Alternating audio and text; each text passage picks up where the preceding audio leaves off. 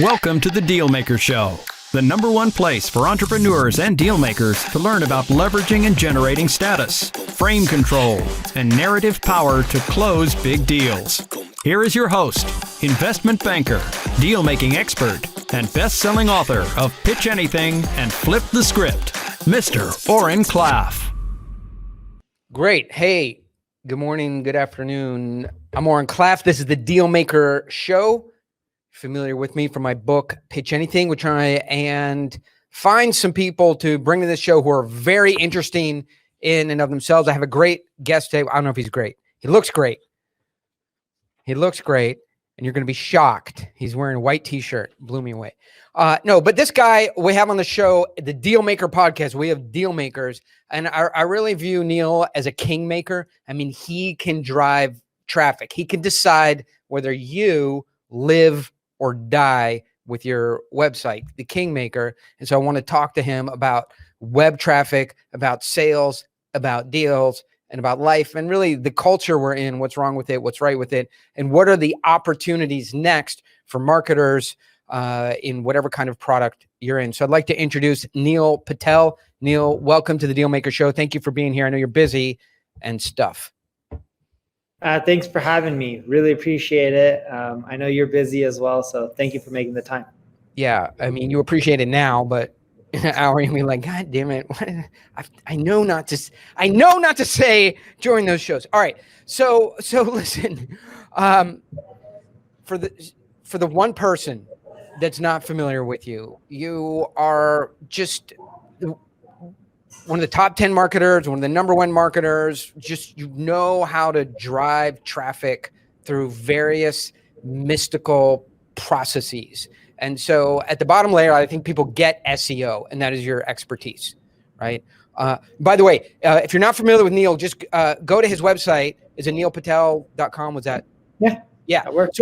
So what happens, you're not going to learn a lot of stuff there, but here's what you will experience there. You will go to their website and you'll be inside of a brand and you'll just be like tumbling through this rabbit hole, and like your email will get sucked out of you and you'll be signed up, and then you'll be in content that's engaging, and then you'll be a customer, and you will just not see that. To me, is really like what marketing funnels are today. Is you're tumbling down the cyber wormhole and you don't even feel, you can't see the mechanics happening, right? So what is the difference in your mind, having that? I have so many questions for you, but in a site like yours, where you just go to it, and what are the mechanics happening where you just feel yourself subsumed in the desire to learn and get stuff? I just feel like I'm getting stuff for myself. I don't care what I'm giving up, because my give is so much smaller than what I feel like I'm getting, and then I'm just in your wormhole. How did you make that happen? So the key that I always love saying is, with good marketing, you may look at good marketing campaigns, you're like, oh, wow, that's memorable. That's amazing. That looks cool. Great marketing doesn't seem like marketing at all. And that's the key. You want to market, and you want to market so well that it doesn't seem like marketing. That's how you succeed. So I'm going to give you examples of this. If you go to neilpatel.com, you'll find there, a lot of blog content that just educates, even video content that educates and teaches you how to do different marketing tactics, whether it's SEO or social media or digital marketing, it doesn't matter. We teach it all. And there's also a lot of tools.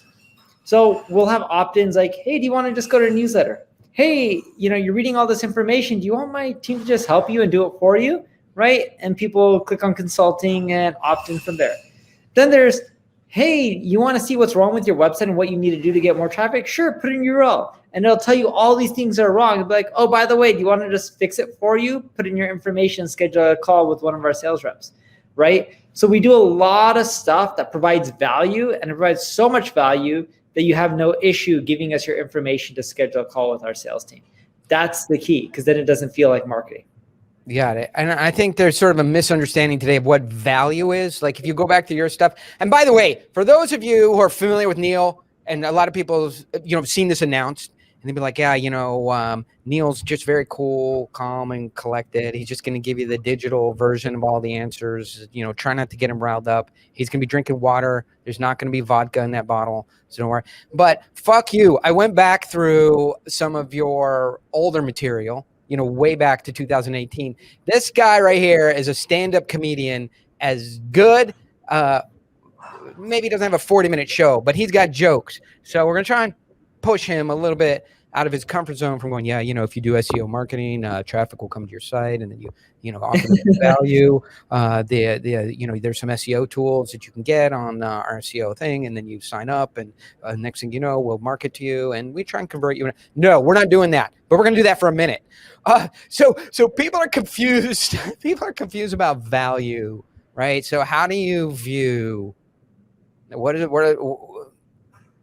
how do you box in value? So if somebody goes, we have a SaaS software company, and it's what we sell accounting software that can dig into your accounting and flag anything that looks like it's audit bait. There's going to create an audit, and we sell that to customers, right? And so, so they come to you and they go, all right, well, step one, we got to offer value.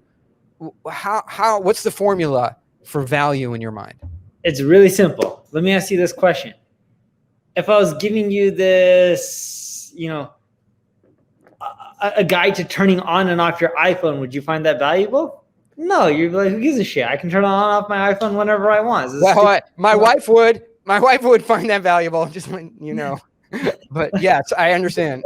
But then on the flip side, if I said, hey, do you want this free 60-inch TV, heck, even 40-inch TV, brand new device, you'd be like, yeah, sounds good. Who would say no to that? If they no to that, I don't know what's wrong with you. Because worst case, you can take that and resell it on eBay and make some money. The point I'm trying to get across is, if someone would pay for it, it's valuable. And a great example of that is if you're taking that accounting SaaS company, if you do some analysis on their QuickBooks or whatever it is, and you tell them what's wrong, and people would have to pay accountant to do that, and your software whipped it up in like 5 minutes, people are like, great, Oren, you're amazing. Thank you. You just saved me some time and money. And that's what's of value. So anything people would normally pay for that you can figure out how to give for free, that's golden. Blog content, everyone has blog content. YouTube content, everyone has YouTube content.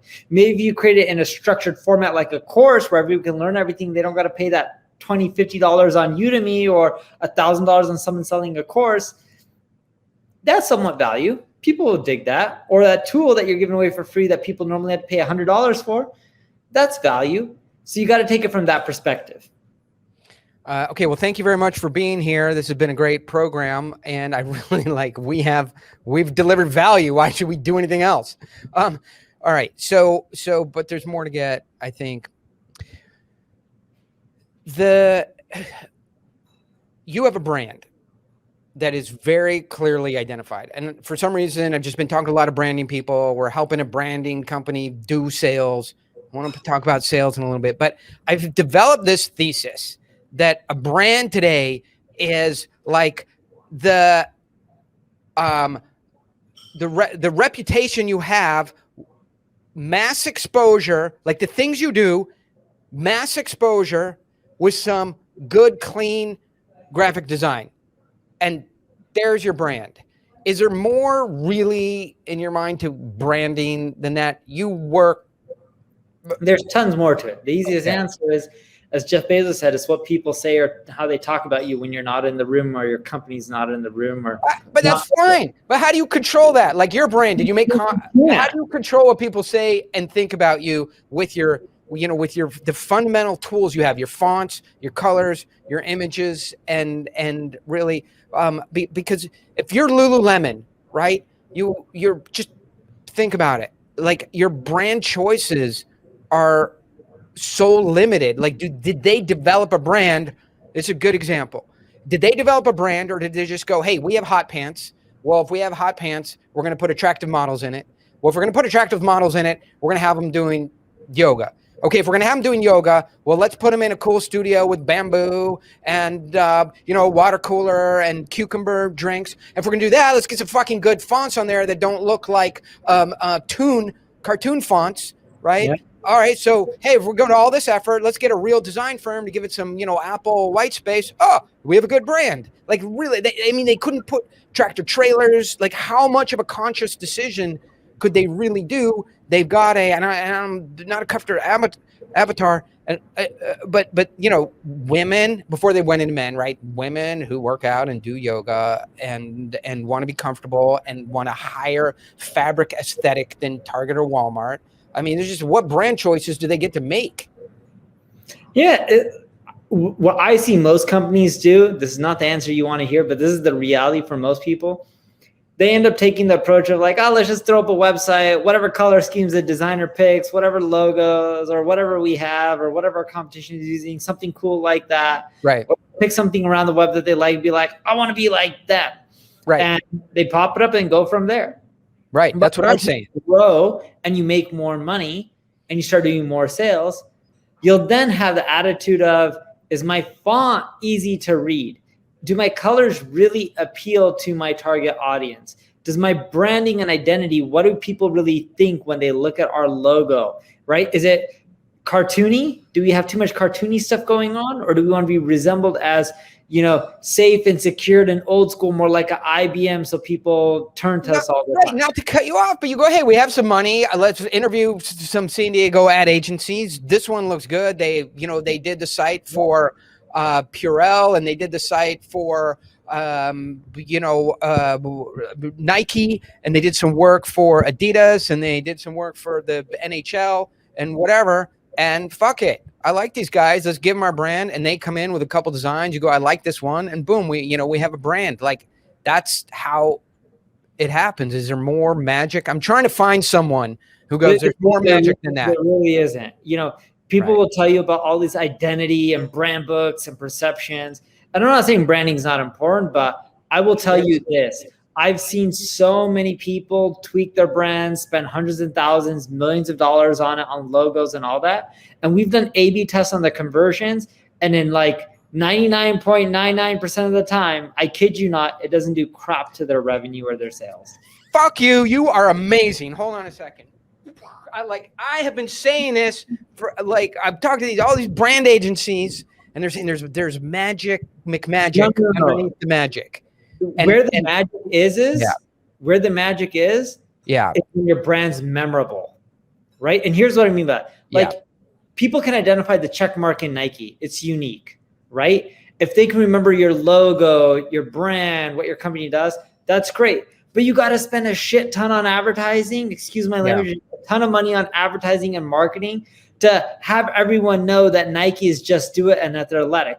That didn't happen overnight. They've been around for ages. Phil Knight started selling shoes in the trunk of his car. You know how many sports athletes are wearing that check mark on their shoes or their jerseys, right? Everyone knows what Nike is now, but it wasn't that memorable of a brand when they first started off. You spend enough money on advertising and marketing, and you have a good product, then you'll have a brand. We meet so many companies who have a logo, and they literally got it from Logo Monster. They licensed it for $8, or they owned it for $49 from Logo Monster, but it just has so much distribution and repetition that they turned it in their brand. So yes. But here's the funniest part. Just like you mentioned the Logo Monster and stuff like that. When we first started creating our logo, it's just text. It just says NP Digital. Like straight up, it's just text. You pick a phone, be like, this looks good. Throw it up on a website and then go from there. People like it. Eventually you fine tune it here and there. But I kid you not, every time we made changes to it, our sales don't go down, but they don't go up either. There's really no difference. Thank you. And I would say there's caveats to it. If you're a Nike or a Coca-Cola or a Pepsi, sure, maybe it can affect you negatively. But let's face it, that's not 99.99% of us.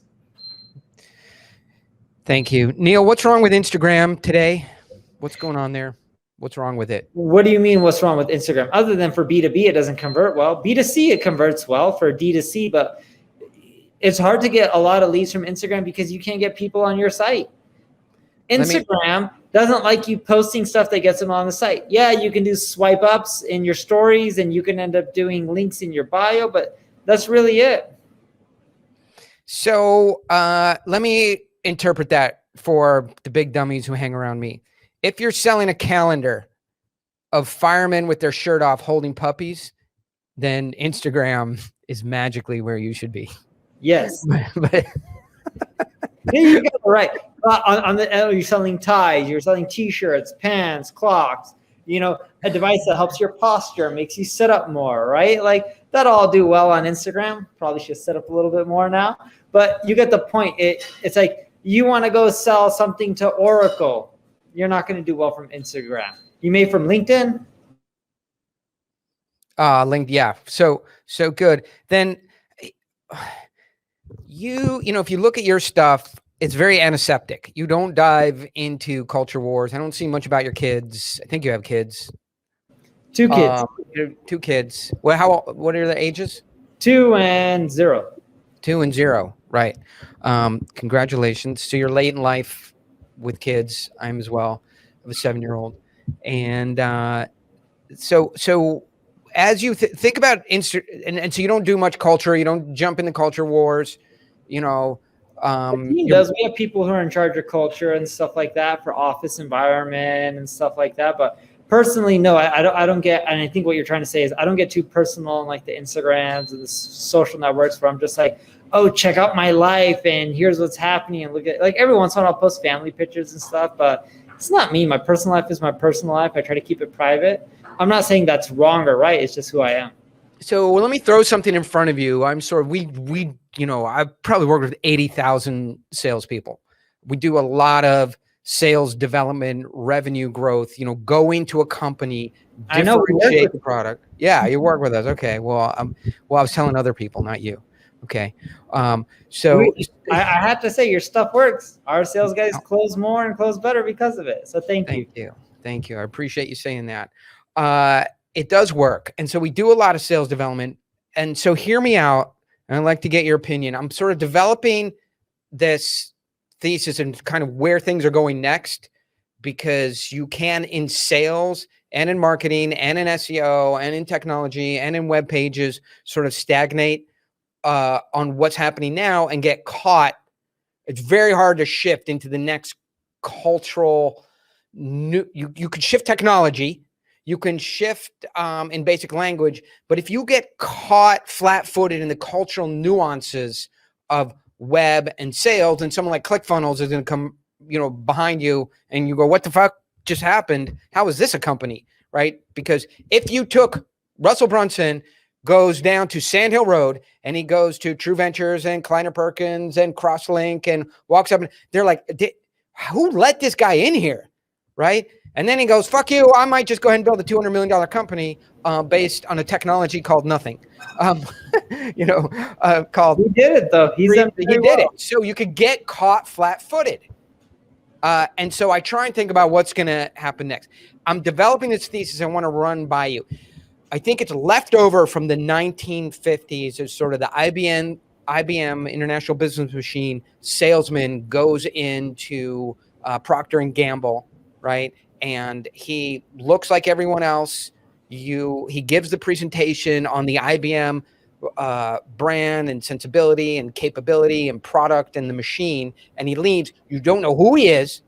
You don't know what he cares about. You don't know what his values are. You don't know what he does on the weekend. You don't know if he has 9 kids and he's a Orthodox Jew. You don't know if he's Comanche Romanian and a Buddhist. And you literally.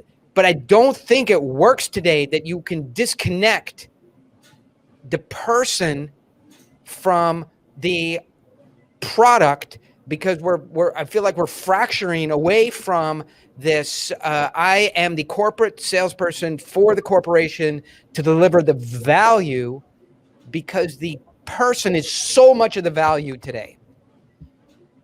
But I wanted to ask you about that. Like, would you let your sales people put more and more of them jet skiing, of their kids, at K1, go-karting, of integrating their personality into the sales presentations to achieve differentiation and sort of stronger relationship with the client? Or do you just want them coming in IBM style talking about NP Digital? I think it varies on your business. And here's what I mean by that. If you're dealing with the IBMs and the Ciscos of the world, they're more cookie cutter, not cookie cutter, they're more professional business. If you're dealing with SMBs and people who are the ones who are signing checks to you, and you're not going through procurement and legal and all these divisions to get a contract and RFPs, I think you need that personal touch. I don't think there's anything wrong with the personal touch. I think it also can work if you're trying to close the Microsofts and the IBMs and the Ciscos as well, but it's not really necessary for those. But I do think integrating some of those personal touches to the SMB market is really important, because people want to jive with who they're working with. It doesn't matter if they're paying for accounting software or services. People like giving money to people that they like. People hate giving money to pricks. But okay, but let me put some pressure on this. You have what I would call a non-needy organization. As we're working with you, right? You can the Procter and Gamble can come offer you a $600,000 account, and there's some things about it you don't like, and you just go pass. I'm not interested, right? But well, I don't know. Probably not. We have 459 employees. We have a lot of expenses. So okay, we can provide results and we can do well for the client. We wouldn't want to pass. But if, let's say you can provide results, but they're providing signals that they're difficult to work with, that they do some weird accounting practices that you don't believe in. We wouldn't take it on. It doesn't matter. We have the luxury to.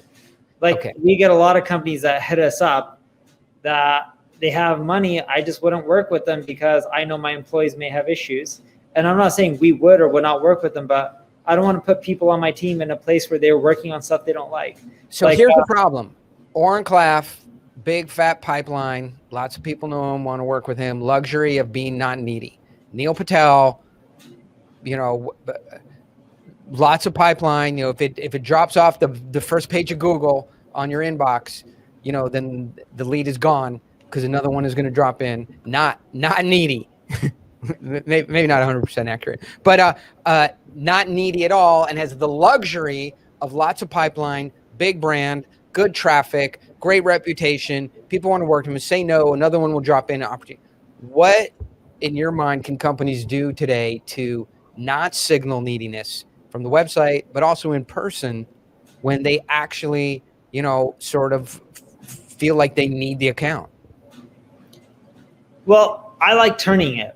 Here's what I mean by that. If you come to us, right, or we do cold outreach and go to you, in many cases, people will think, hey, you're pitching me. Let's say I do cold outreach. We have SDRs or BDRs, whatever you want to call them, that actually do cold outreach to companies, and we're pitching them. So no matter what, the moment they respond and they see that cold email, we come off as needy. I'm assuming you agree with that, right? But when we get on the phone with them, I like being very transparent, and I try to turn the tables. Here's what I mean by that. I'd be like, look, Oren, we analyze your site. As you can see in the email, there's a lot of low-hanging fruit. And we may go through a discovery call and ask you questions. Be like, look, we'd love to potentially give you a presentation and work with you. But first, we need to make sure that we can hit your goals and provide you the results that you're looking for.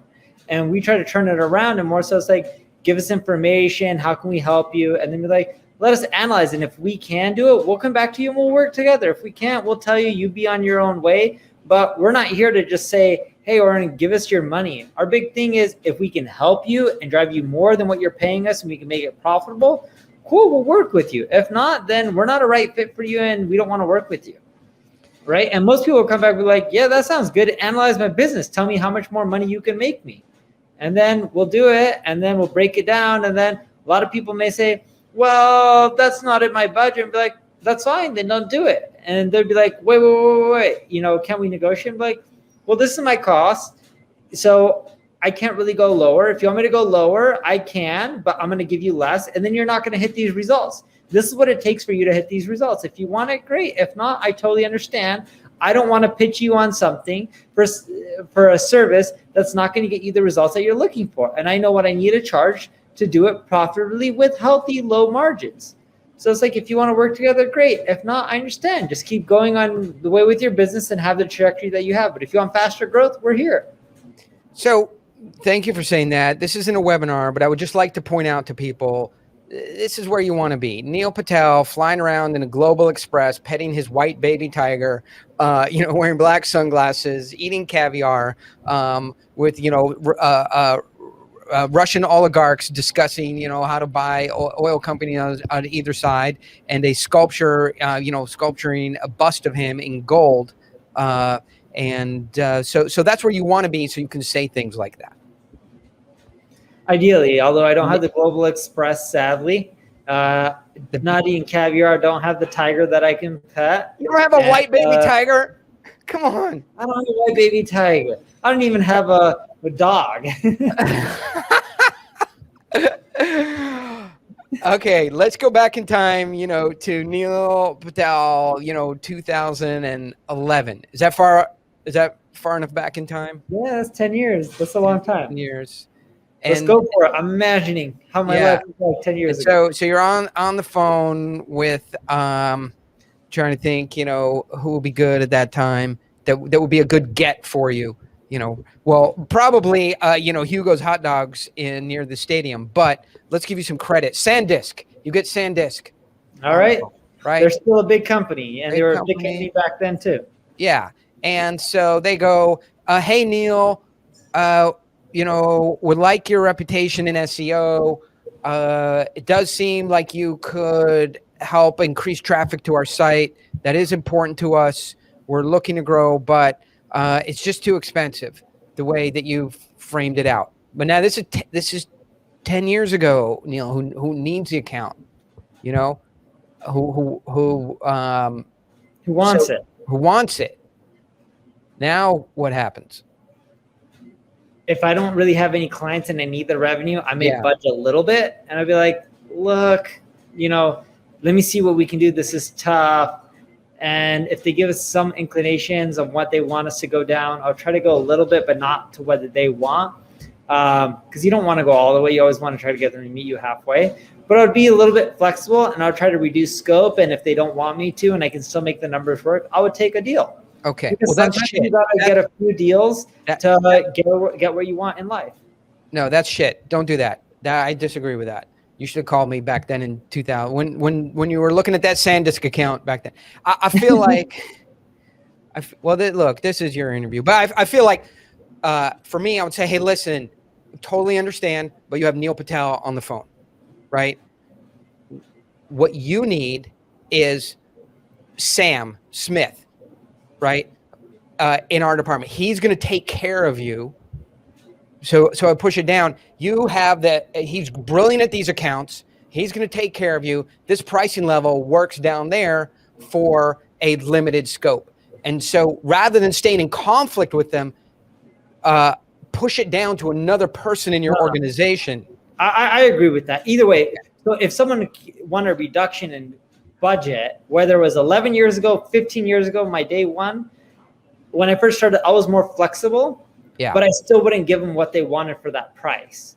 I would try to reduce it some way, whether I give them a cheaper account manager or whether I give them a lower scope, or instead of weekly calls, I give them calls every other week. And I'll try to present it in a way in which, like, hey, you can still get what you want, but we just got to adjust how we get you there, instead of just giving you what you want and everything. Because the moment you cave on every little thing, it's never ending. It's a slippery slope, and it just does not stop. Fetch me another rock. I'll tell you something. That's really what does happen. Yeah. Yes. No matter what, it doesn't matter where you are in your cycle. We would always adjust. I don't care if I'm day one or now. Even now, sometimes when people try to negotiate, we'll see if we can actually negotiate with them.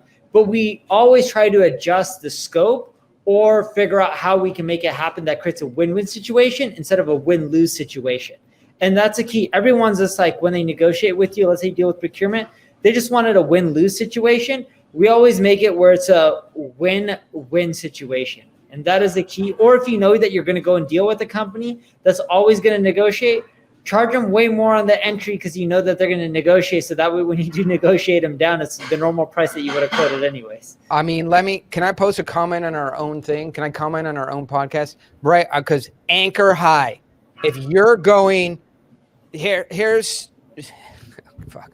If you're going into an enterprise, Fortune 500, Fortune 2000 company, They have a very slow procurement cycle, right? So no matter what you do, they're not going to chop you off. You can do the craziest weird things. They're going to stay in negotiation with you. So if you anchor high, you don't really like have the decision maker that can just say, hey, we're not interested. They're still going to communicate with you and work with you. Anchor high because they have a procurement process. The procurement process is really reverse negotiation. Their only job is to reduce the price from whatever you anchored it to. Yeah. Beat you up. That's how they enjoy life, right? Here's the best part of procurement. Yeah. Okay, so I was dealing with a procurement. We deal with procurement a lot. And these people get compensated on how much money they end up saving the organization, right? So they won't hit their bonuses. And sometimes they just bullshit so hard that you can end up telling. One of them came back to me pretty much quoting how they got other quotes and they can do it for a fraction of the cost. Literally, it was a fraction of the cost. So I was like, all right. So I looked at that number and I sat there on the phone with them and I was like, this ends up being around $20 an hour. That's a good deal. If you believe that you can pay someone who's of our quality and you can get it done for $20 an hour and they can do amazing results, go for it. I don't know which, well-experienced person in this space would work for $20 an hour. You can go to Indeed and go look for any jobs. No one who has experience would do it. But hey, if you can get them to do it, by all means, you should sign up with them. And then the procurement's like, yeah, we're going to go with them. And I'm like, yeah, go with them. Let's see what happens. And a lot of times they just bullshit and they don't have the offers and they come back and they sign with you because they never had that in the first place. But they like pulling these tricks all the time. Procurement is a real problem. There's a song by Rage Against the Machine, and I would have to listen to it before I go into a big account where I knew. Do you listen to music? You're a music. What's your favorite sort of music style? Almost anything. I listen to pretty much everything, but I know Rage Against the Machine. Yeah, so they have a song. I'm not going to sing it because I'm not a great singer, but so I'd listen over and over, and the lyrics just go, "Fuck you, I won't do what you told me." And that's not like they don't say it just once. They say it like that's the whole song, right? They say it 100 times in the song, and it's going to have electric guitar and just sears in your mind. And I would have to listen to that song in which they say that line 100 times over before I'd go into an account where I knew that I would be needy. And a lot of it is just in your own head. If you could say no, that makes no sense. Why would we ever do that? Then you can, have some control. Getting it right earlier. You got to anchor high, and that's a big mistake that people make with Fortune 500 companies. You don't have to do that as much with SMBs and stuff like that, but with the large corporations, they got procurement. You better anchor high just because they're going to try to beat you up. For sure. And then if somebody says, hey, we're collecting bids and we're going through a process, we're going to the 7 top firms, getting a scope of work, sending it up to committee, having a look at it, coming back around, getting to a secondary level of the bake-off so we can get a top 2 and then have our CEO decide. What's your reaction to that? Sounds good. I know they're going to be more expensive than me, so I better anchor even higher. Or I would just price it like how I normally do with some wiggle room, knowing procurement's going to beat me up. And my price is my price. It doesn't matter if you're dealing with one of the big guys. I'm going to do my best, present. I would show that we're more personal because the bigger guys won't be able to show that, and how you're getting a more personal experience and hands-on, and how we take your account more serious, and how with us, your account's important to you. Your account is important to us. Well, with the other guys, you're just a number, on their board, and they have tons of you. So they're not going to really put in the time and effort to really keep you happy, because if they lose you, they don't care. Well, with us, we value your business. So we're going to really go above and beyond to satisfy you. But of course, I'm going to charge a premium for that as well. Fair enough. I would say come back later if you don't find the right people, but that works too. Yeah. You know better than me. That's why we hired you. Yeah, I think there's. Well, we it works for me. Won't always work for my reps, right? My reps can't say that to someone like I can because of my brand. And people already know I'm not rich, but I've done decently well, where people know I don't need the money. Well, when a sales rep, they know they're making commission and all this stuff. So it's a little bit different. And some of my advice does not translate to, let's say, my sales reps. Hence, we work with people like you. Yeah. Well, I think that's good. I mean, I think just so we don't scare people with going into a meeting with the air guitar and Rage Against the Machine, I think the real tools are, truthfully today, is to say, hey, look, that's how the government buys toilets, not how you get an agency to help drive the revenue growth for your firm over the next 12 quarters. Okay. So if that's truly your process, that you're looking for the lowest priced vendor who says they'll do some branding and some SEO, then you guys, if you don't find the kinds of firms that participate in that process end up not being the firms that can actually do that work. If you actually want this done, right, go get Ogilvy, go get Publicis, and bring us in. That's an actual comparison, not 7 nearly identical firms to compare and contrast and shave numbers and try and get us to do work for $7 an hour. We can't comprehend what you're trying to do, and it's very weird. But it's not just that. What people get wrong on this whole process is procurement, in most cases, does not decide which agency to go with. They have a say, but it's typically the people that you're working with who have a much larger say. They're the ones who tell procurement, we want to work with this company, go figure it out. That's typically what happens.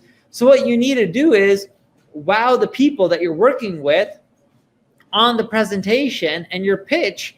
And look, procurement may push back, but you can push back because you know if you're one of the finalists or the finalist, that they want to work with you. And when it's a big company with tons of profit, someone produces 10, 15, 20 billion a year in profit, does it really matter that much? Not so much in the grand scheme. As long as you're somewhat within budget, you're good. You just got to more so convince a person who you're working with that you're the right choice. It's not about convincing procurement. It's about convincing the people you're working with. Yeah, I love it. I think that's absolutely correct. Since we have you,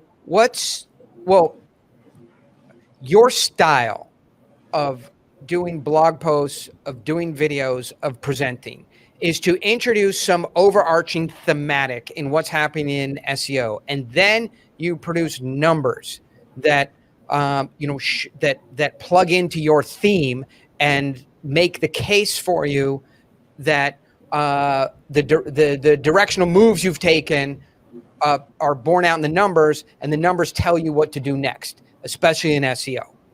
All right, super compelling. You may have invented that style. Other people have adopted it. Maybe you took it from someone else and perfected it, but it's very good. So can you describe that to us? And then where I want to take this is, what do you do if you're in a business that doesn't naturally have numbers to it, right? So if you're a psychologist, for example, right? Yep, I get it. That's the style, right? And why you love it. And then sort of be empathetic and sympathetic and feel sorry for the people who have businesses that just, want to be able to attract in your methodology because it's so compelling, but they don't have the opportunity to pull in numbers the way you do. Sure. So let's go over the number approach first. Yeah. I'm a big believer. People, at least in B2B, they use data and numbers over emotions more. Not always the case, but data and numbers, typically with the bigger the companies, the more that they're really into it. So my model is I can break down a topic and use any data to show, hey, here's where you go, and this is what the data is telling you, and these are the decisions you should make and why. Instead of making decisions based off your gut, you're making it based off the data, and it tends to produce better results. And then you have all these case studies and more data points that essentially back it up. Now that's easy. Anyone can do that.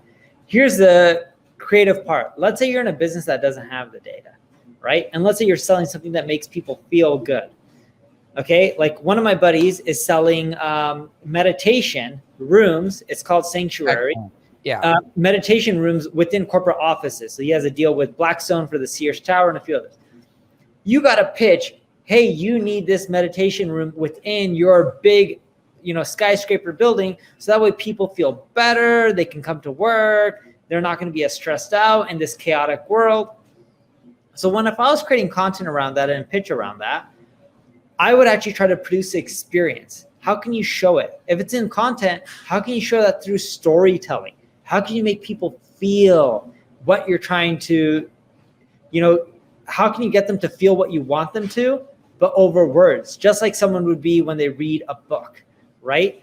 And then on the flip side, I would try to integrate not just stories, but videos and case studies and imagery and sound to really get people to feel what you want them to feel. So let me pull something out of that, because we see a lot of pitches, and when people find themselves in meditation, we've seen lots of that, or dog food, strawberry flavored dog food, or psychological services, or personality audits. I'm trying to think, water. We have a company that just has this incredible bottle. I don't know, you just want it. Like, there's no numbers. Yeah, I bought volcano water the other day. I haven't bought it in a while. I was like, oh, cool, volcano water. Right. And I really ordered $100 worth from Amazon. Like, I just thought it was the coolest thing since sliced bread. Yeah, well, you say you're not rich, but apparently you have $100 too much, So, but what I see I want you to comment that what I see companies do is they look at a Neil Patel video and they go, oh, and they try and translate meditation, dog food, life water into numbers. And that's where it goes horribly wrong. Yeah. So how, in your mind, do people decide that they're one of those two paradigms, which is emotion, and they shouldn't screw with numbers at all, or they shouldn't mess too much with emotion, and they should try and drive from the logic flow? So the easiest way to think about it is, how can you make it where you talk to potential customers and existing customers and see what appeals to them? So I would start testing data approaches. I would test emotional approaches, see what resonates, and that'll give you direction on which way you should go.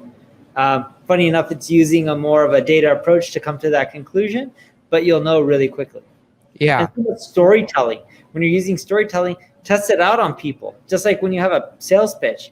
It doesn't matter who's teaching them sales unless they actually practice and try different pitches out. They won't know what's going to convert better. Sure, there's some best practices, but sometimes you just got to try stuff out. And sometimes when you try it out, you have to give it some time, because it may take you some time to get confident telling that story or that vision.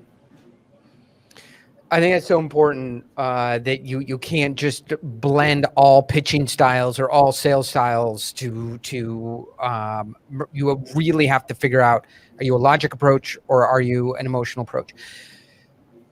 Just to call you out here a little bit. So you get, we introduce you to whoever, Procter & Gamble, they're probably already one of your, so how many of the Fortune 500 do you already have as customers? I don't know, but a good amount. Good amount. All right. So I introduced you to Procter & Gamble. They ramp you up right up to the West Coast president. And this is really a Neil Patel pitch. It's not, doesn't, go down as good as your salespeople are. And there's some great people in there, amazing. But really, Neil Patel has to go give this, right? And you go in there and they say, hey, Neil, just open it up, give the master opening to the pitch. We'll take over. But they really want to hear from you. What does that pitch sound like? It's custom. I would go into the business, figure out their problems, look at it. Before I took the meeting, I would try to go and figure out what's wrong, where they're struggling, what are they trying to solve for, what are their goals, and I would adjust my pitch based on their pain points and break down all the issues and why they have the pain points, and I would even break down what they should do to solve it. Yeah. I wouldn't actually break down, hey, you can pay me and here's the cost. I would actually try to build a longer term relationship. Be like, look, here are your problems. Here's what's causing you issues in the pain points. And here's how you should solve it. And here's some data that shows you that this is the best solution and why. So I think this is really so important. I mean, we're almost doing too much on this call, but this is so important. I think people, your style is 100%, in my mind, accurate here. Like, here's the ideal. This is what no matter who you work with. Me, your cousin Jim, who just graduated Stanford yesterday, fucking Publicis France. Like, at this point, I don't actually care, right, who does this because I don't know enough. But based on what I'm seeing, and I see a lot of this, this is the problem you're having, and this is the ideal that you need to reach, right? Could we do this for you? I don't know, maybe, probably.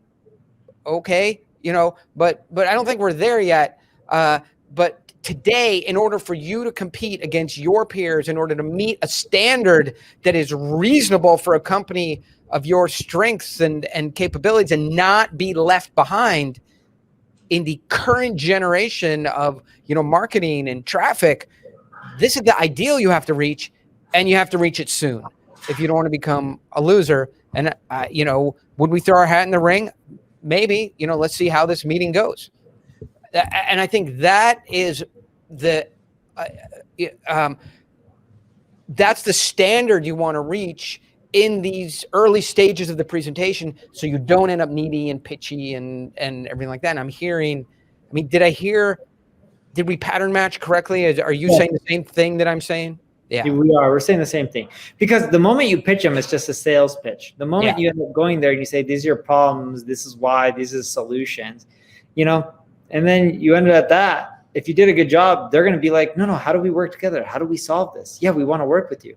So, and then you just turned it around on them. You're like, well, let's see if we're a good fit. It depends on your resources, your budget, how quickly you want to move. Are we the right fit for it? Because maybe you're looking for things that we can't do, and we got to figure all that out before we get to the next steps of a proposal.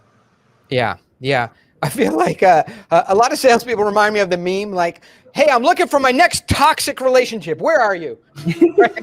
Where are you? Yeah. I know you're out there somewhere.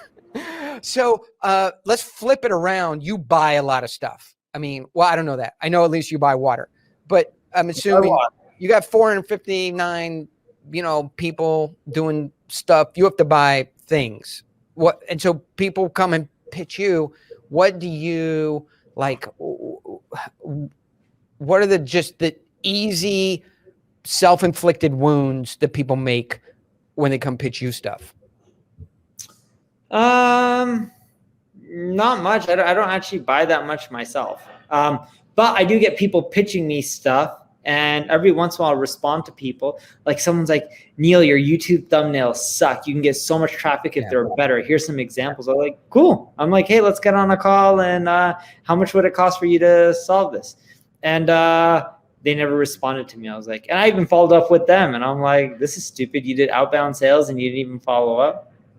And then eventually I gave it to one of my guys. I'm like, fix it. And they're like, okay, sounds good. They were just a little bit more creative and cutting edge on what some of the things they were testing.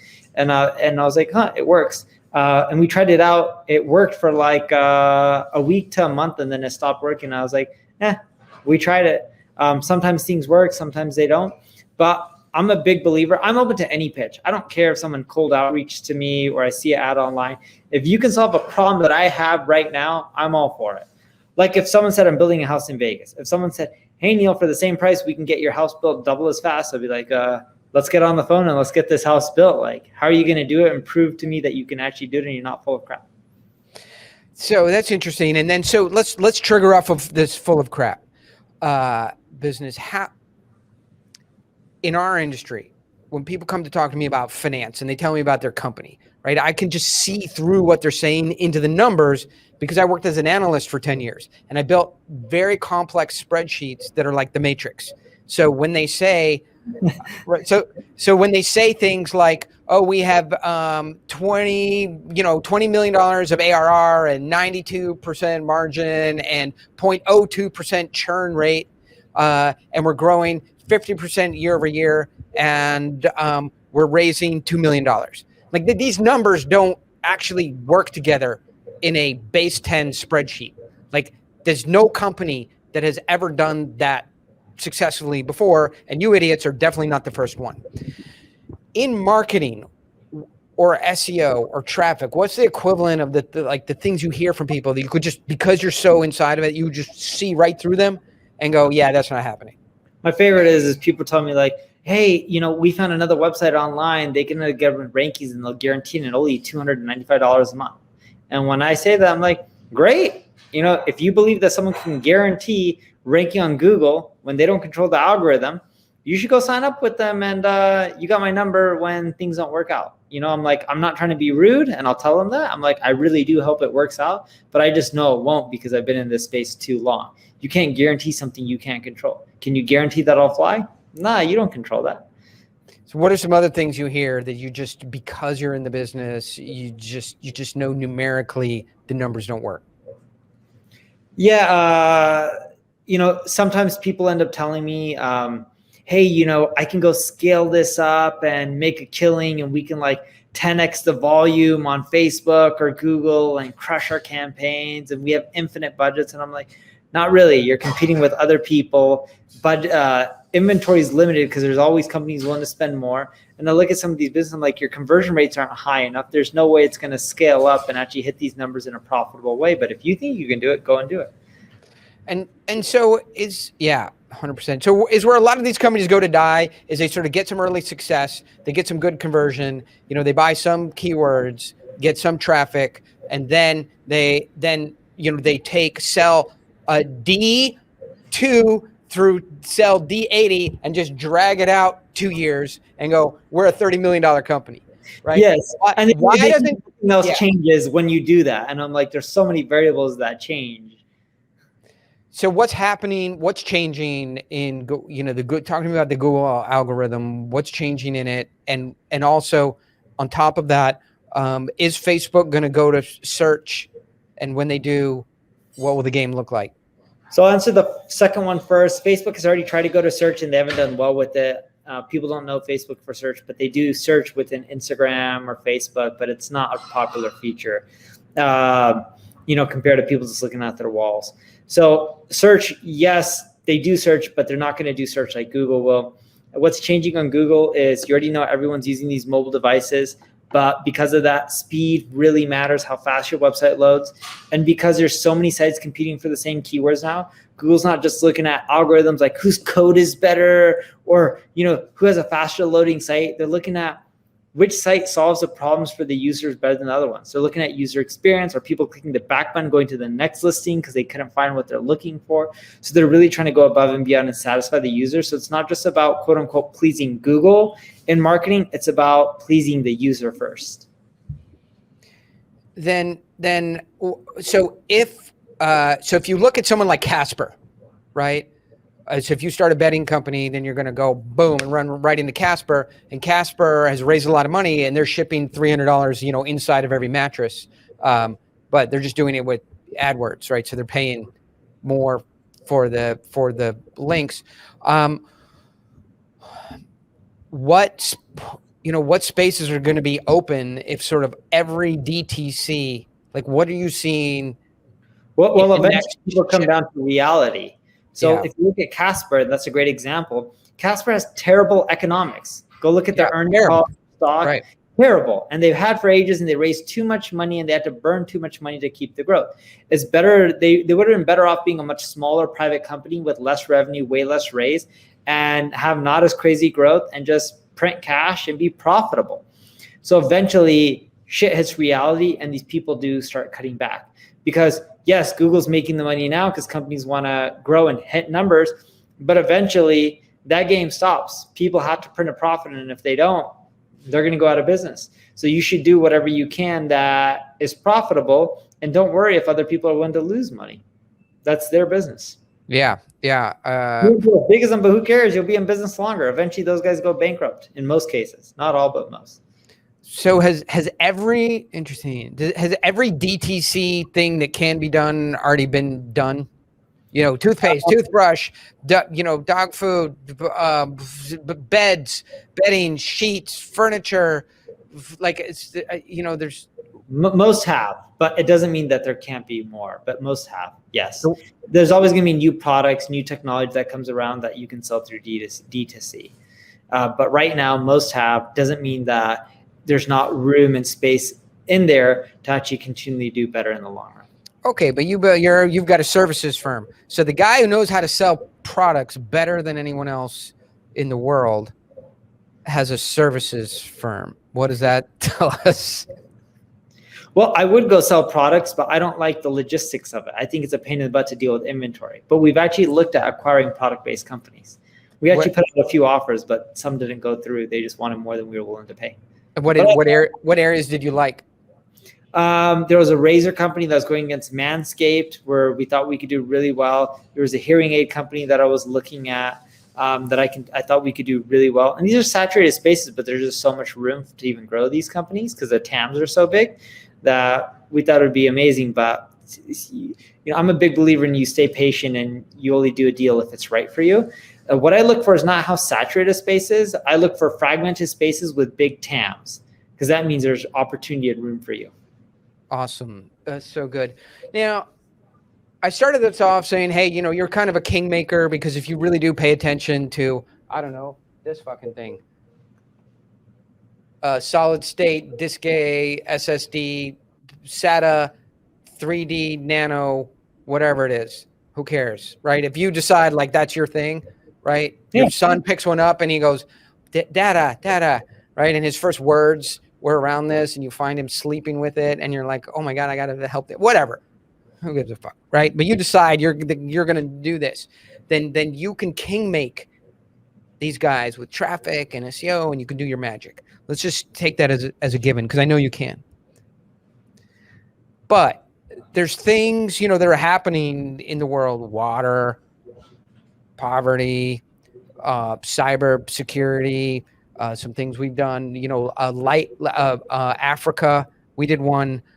In Africa, what happens is the young kids use kerosene as lighting source to study at night. And then young women maybe have to walk a mile or two away from their home at night to get a lighting source that's strong enough for them to study and do their work or plug in their laptop. So we did a project that uses that gets charges batteries from sunlight, so they don't have to burn kerosene because kerosene is like the worst stuff that you can use to create light other than like a hand grenade, right? It's just terrible. And so we try and use our magic here from time to time for things that matter for the greater community. So do you feel pulled into that stuff, or do you feel like it's all got to be, and this is a fair point, it's all just got to be economics, right? No, so we look at it as the core business has to run on economics, and then you take a portion or some or all, whatever you're feeling like. We take a portion and then we try to do good with it. I say we try to do good with it because we're not on the ground in places like Africa or India with programs that we help out, but we're hoping that the people that we give the money to, it actually helps. And in many cases, we also do stuff within the continental United States as well. But wherever we find opportunities, like my wife just did a program last week, or was it the week before, with back to school and teachers going. And she's like, look, I as a teacher, if you're going to be short supplied on supplies, and she got a ton of inquiries, she's just like, let us know, we'll buy you your supplies for your students and stuff, because we know that a lot of people have suffered from COVID. So it's just like whatever appeals to my wife or me, or whatever appeals to our team members, we try to really encourage and we try to help out, because how many new cars do you need, or how big of a home do you really need? There's other people who are new cars. How many new cars do you need? Hold on, I'll tell you right now. 115, 23. No, but so yeah. So you put all the maladies that are in the world, like sickness, pestilence, like the 8 plagues, and then you just spin the dial and it lands on one. It's what relates to people that I know, or me or my wife, and we pick those. And then we try not to pick too big ones. And here's what I mean by that. Yeah. There's some organizations that are trying to do a cure for cancer. It's amazing. They need the money. But I personally am not rich enough to actually make a dent in that, right? I try to pick some stuff that we can make a dent in. Let me say something. So we work at a cancer research lab, right? And literally the guys inside the lab, they'll get like, $4,500, right? From Seriously? Well, no, they're like, somebody will do a charity. Which is great. It's better than nothing. This sounds terrible, but it will help you put it in context for people who give. Okay. So somebody will do an event and they'll give the proceeds, and it's a 2-day event, and they'll do a bake sale or whatever. And they'll give the proceeds to this cancer research, and it'll go down to the lab. And I know the guys in the lab who are trying to raise money, and they're like, thanks, motherfucker, for the $4,500. Like, you just bought one rat tail. Right? That's like, we are not going to cure cancer with the ability to buy one more rat tail a year. And so that it's not just that you aren't deciding to take on something too big. Like, it takes real money to run a cancer lab, and you can run a bake sale in your neighborhood for the next year and make, not to be mean, but no difference there. So you do have to pick somewhere where you can make a difference. No, you're spot on. So the way I look at it is cancer is just as important as poverty and a lot of the other things out there. It's too hard for me to decide which ones are more important. But my wife and I look at it as like, can we actually make an impact? And if we can't, can we get other people around us and give enough to make an impact? And if we can't do that, we pick the stuff that we can make an impact. And what I'm hoping is the Bill Gateses of the world and the Jeff Bezos, they're picking the initiatives that can make an impact that people like me can't make a dent in. Right. Let Bill Gates figure cancer out. Like, he has he can actually succeed at it. You can't. But I feel pulled in, and this is my just two quick questions. But I'll do the marketing for it. Like, that's what I'm saying. Like, I feel the marketing will help. So we'll do our part and we'll help where we can. I want to spend the time and be productive instead of spending time and it just spinning wheels and not do anything for these organizations. But we will help. Like, we did some with like liver transplant companies or organizations where we're like, look, our money won't do much, but I'll spend money on marketing to bring awareness, which will then get you way more money than what I can bring, and that'll help you out. So yeah. Well, I agree. So I have my name on some multi-billion-dollar projects that I couldn't, like, my money would be, well, first of all, if I get money, it would reduce, the number of cars I could buy. But also, it just wouldn't make it wouldn't make a dent in anything they're doing. But where I can make a dent is their presentation is just terrible. And there's something we can meaningfully move them forward with, in a multi-billion-dollar project, and that creates an impact. Hey, Neil, I know you're getting the hook on time. Me as well. Tell us about your son, please. So my son, he's almost 2 months old now. His name is William, and he cries a lot at night. And I love him for that still. Are you changing diapers? I am. Yeah. So you're like I'm an actual dad that does work. You're a dad. Yes. I try. I think my job is much easier than the mother, so I try to help as much as I can. And your daughter? She's 2 years old. Yeah. What does she do? Where does she work? She works digital, and she's an artist. She likes finger painting and creating messes in the kitchen. And for your kids, so most of the people I work with, for better or worse, are very well positioned in life, and they have really divergent views on what they want to give their kids, right? And some are like, I'm not going to leave them any money. My kids are going to work. They're going to work. They're going to. They're not going to live off of me. I was raised in a garbage can. I had it tough. Gary Vaynerchuk, we had to go out with my dad and scrub in garbage cans for dinner, at night. And then I have other guys who are like, I grew up in a trailer.